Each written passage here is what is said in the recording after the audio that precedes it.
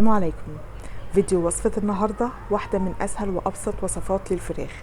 يلا بينا نجدد وصفات الفراخ مع بعض ونعمل طريقة جديدة وسهلة جدا، وأوعدكم إنه مكونات بسيطة جدا.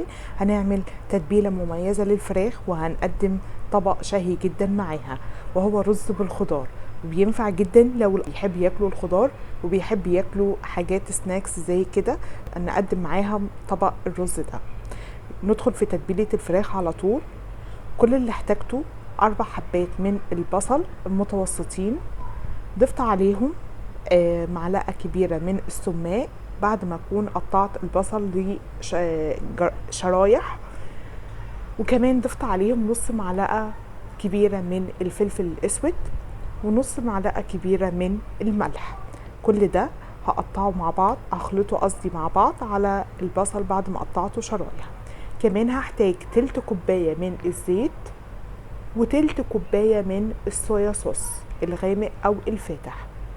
خلصت التتبيلة بتاعتنا، بسيطة اهي، مكونات مفيش خالص، هي السماق والبصل، مكونين اساسيين في وصفتنا في وصفة النهاردة.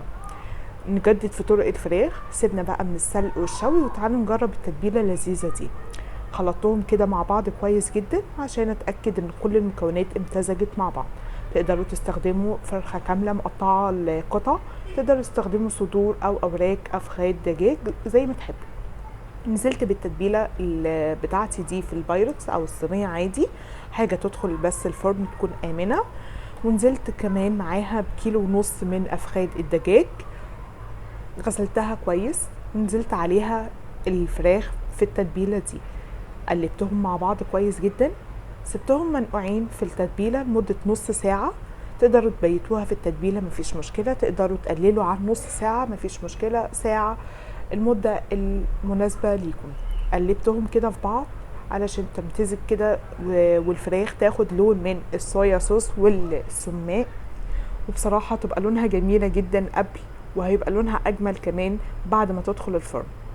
تتبيلة لذيذة جدا وسهلة جدا جدا جدا، ومكونات بسيطة نقدر نجدد في وصفات الفراخ.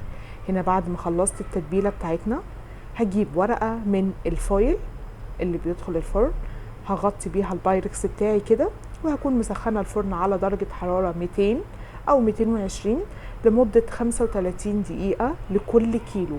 يعني لو مستخدمين 2 كيلو هتزودوا طبعا عن الكمية، تكاد تمتد لساعة.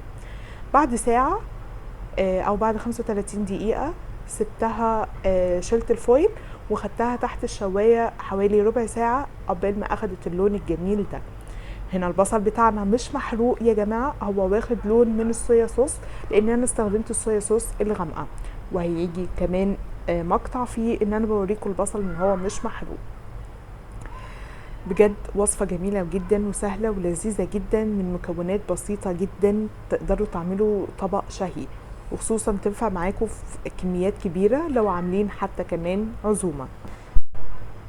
فضلا وليس امرا، متنسوش تضغطوا لايك للفيديو، تشتركوا في القناة وتفعلوا زر الجرس على الكل، ويلا بينا نكمل باقي الوصفة. اظن هنا بوريكم البصل قد ايه هو لونه اساسا شفاف، ووريتهولكم اهو كمان تحت الفراخ، بس هو اخد لون من الصويا صوص بتاعنا.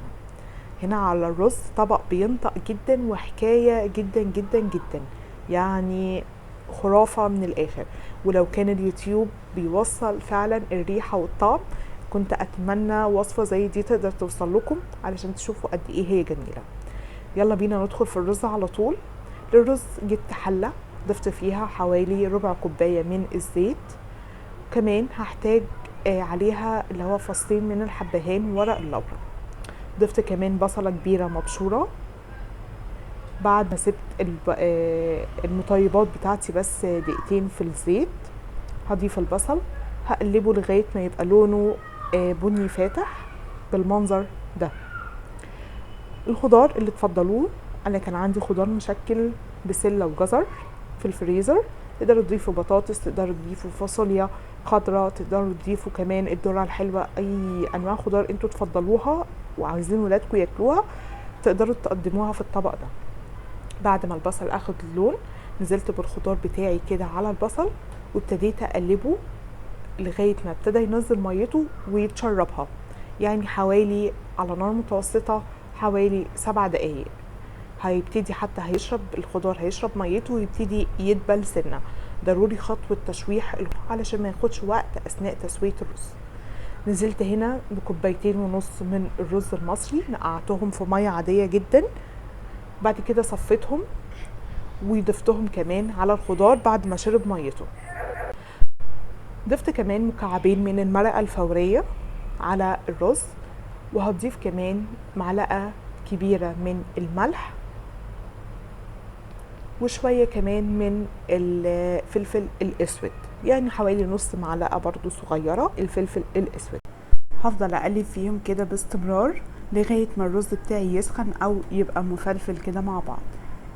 هنا كمان كان عندي حوالي وحدتين من الفلفل الالوان، تقدروا برضو تضيفوا انواع الخضار اللي تفضلوها. قطعت الفلفل الالوان لمكعبات وهضيفهم في مرحله قبل ما اضيف المرقه للرز، انا مش عايزاهم يتهروا قوي. تمام، فضفتهم وهي يدوب دقيقه تقليب، ورجعت ضفت المرقه بتاعتي. تقدروا تضيفوا فاصوليا خضراء، الذره الحلوه، تضيفوا كمان انواع الخضار اللي تفضلوها. ضفت المرقه بتاعتي لغايه ما غطت سطح الرز حوالي ب2 سنتي، وتكون المرقه مغليه او ميه مغليه. تمام، هقلبهم كده تقليبه بس اتاكد ان كله نزل تحت المرقه، وهغطي الحله بتاعتي على طول، وهسيبهم على نار هاديه جدا لمده نص ساعه على نار هاديه. تمام، بعد نص ساعه شايفين المنظر الجميل ده؟ بعد نص ساعه اداني الشكل الجميل ده على طول. بجد وصفه جميله جدا للرز، وخصوصا لو ولادكم مش بيحبوا الخضار تقدروا تدخلوهم مع بعض. ده كان وجبه ليوم واحد، يعني غدا يوم واحد، وخصوصا في الحر ده من غير وقفه كتير في المطبخ. خصوصا الصيف بيحب الوصفات السريعه البسيطه اللي زي كده، من مكونات بسيطه جدا نقدر نحول ادي اهو وصفه الفراخ بتاعتنا اللذيذه، مش محتاجه اي حاجه اساسا علشان خاطر نعملها. تكاد تكون كل مكوناتها، مكونات التتبيله، موجوده عندنا في البيت. والرز يعني من خضار مشكل، واختاروا اساسا الخضار اللي مش بياكلوه ولادكم، دايما تضيفوه في الاكلات اللي زي دي. ده كان فيديو وصفة النهاردة، اتمنى يكون نال اعجابكم، واتمنى تضغطوا لايك للفيديو، وسيبوا لي تعليق برأيكم في الوصفة تحت جزء التعليقات، واستني فيديو جديد قريب جدا مني ان شاء الله. ومتنسوش اللي بيشوفني لاول مرة مينساش يشترك في القناة ويفعل زر الجرس على الكل، ونشوفكم على خير قريب ان شاء الله.